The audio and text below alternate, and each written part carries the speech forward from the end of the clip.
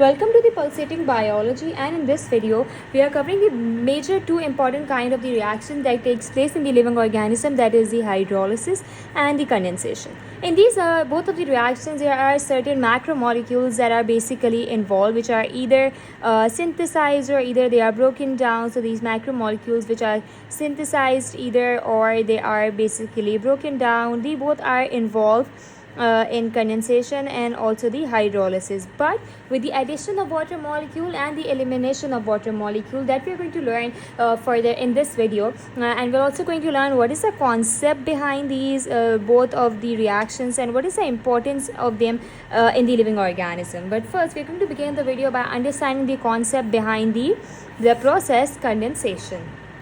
Alright, so basically the term condensation is also known as the dehydration. And why is it called as dehydration? That you're going to understand once you are aware of the exact definition of condensation. So as I've already mentioned that the macromolecules that are involved are either synthesized and broken down. In the process of synthesis, in the process of condensation, they are basically synthesized. So whenever there is a joining of substances, there are either two or more substances that are being joined together, or the macromolecules that are being joined together, they forms a bigger substance together. But this happens by the elimination of water molecule when it comes to the condensation. So let's write the definition of condensation: the joining of molecules with the removal of water molecules. So water molecule elimination basically forms of the product when it comes to the condensation reaction. Other than that, once you're aware about the definition, now you know that the macromolecule produced in the process of the condensation are majorly four of them. The basics one, basically the carbohydrate we have, the other macromolecule we have is the protein, then we have lipid, and at the last we have the nucleic acid. These are the four kinds of macromolecules that are involved in the process of the condensation. They are either the products or the reactants that basically performs the condensation by the elimination of water molecules, and the product is basically synthesized in this reaction. We have already discussed that the macromolecules that are involved by the carbohydrate, protein, lipids, or the nucleic acid. Let's take the example of condensation with regard to the carbohydrate. We all are well aware of the term carbohydrate. Whenever in carbohydrate the condensation takes place, let's say these are the two carbohydrate monomers. We say that both of them are either one of them is glucose and the other one is fructose. So we both know that these are monosaccharides. So when the glucose and the fructose are joined together, a larger macromolecule is basically made, which is termed as the sucrose. Alright, now how does it made? It is made whenever the water molecule is involved and it is eliminated out of the reactants. We say that the product is formed, and this time the monomers are joined together to form a sucrose that we know is a disaccharide. So how is it formed? By the elimination of water molecule, and the bond that is formed in the sucrose, or it is between the glucose and fructose, is known as glycosidic bond. Whenever you talk about the bond or the linkage between the carbohydrates, or the examples of the carbohydrate, either they are monosaccharide or disaccharide or polysaccharide, there is always termed as the linkage, that is the glycosidic bond. Now let's take an example of the another macromolecule, that is the protein. We all know that the building block or the nanomolecules of the protein are the amino acids. So when you talk about the amino acids, or how the amino acids are basically formed, so the protein basic structure of the protein consists of the three major groups. It is the R group, the amine group, and the carboxyl group. Whenever the two of the carboxyl groups are basically joined together, they form new molecules. And how is it so? That we're going to look in this diagram. We say that we have an amine group, the R group, and the carboxyl group. This is the carboxyl group, this is the amine group, we say as the NH3, and this is the R group. Alright, so what happens in the condensation process of the protein? Again, the OH from the one amino group and the H from the another amino group is basically extracted as the water molecule, and the condensation process is completed by the formation of a product.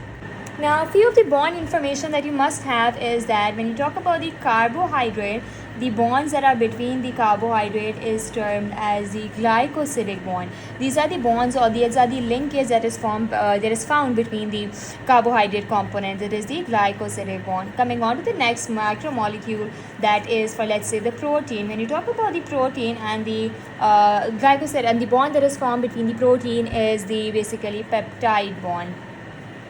Alright, when you talk about the third macromolecule group, that is the lipid, we say that the bond that, or the group that is formed between them is the ester bond.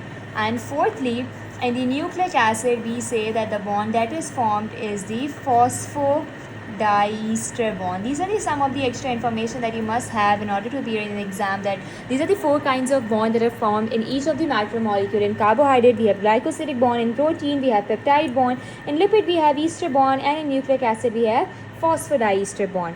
Other than that, there are certain specific enzymes also involved when you talk about the condensation reaction. Must remember, there are certain enzymes that are involved. What are enzymes? Enzymes are basically the speeding up of the reaction of the macromolecule that are basically involved in that.